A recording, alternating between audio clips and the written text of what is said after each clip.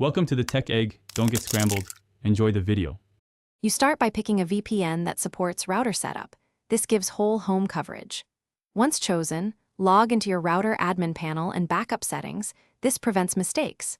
Make sure you have your Wi-Fi name and password handy, plus the VPN's open VPN files or smart DNS details. If you prefer device-level control, prepare a secondary router or a PC to share a VPN connection. Now proceed to upload the VPN config. Do not skip the backup step.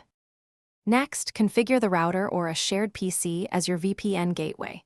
If using OpenVPN, upload the OFPN file, enter credentials, and enable the tunnel. For Smart DNS, add the DNS IPs in WAN/DNS settings and save. Once done, reboot your router to apply changes and check your external IP to confirm the VPN is active. Then, connect the LG Smart TV to that Wi-Fi network. Apps will now route through the VPN. Make sure encryption and kill switch options are enabled when available. To finish, open streaming apps on the LG TV and test content that was previously blocked.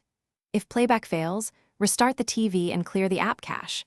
Sometimes apps detect location changes and need a fresh start. If problems persist, try a different VPN server or toggle between Smart DNS and Router VPN. If the network becomes unstable, restore the router backup you made earlier and contact VPN support for router-specific steps. That single rollback can save you time and restore service. Thanks for watching. Consider subscribing if I helped unscramble your problems.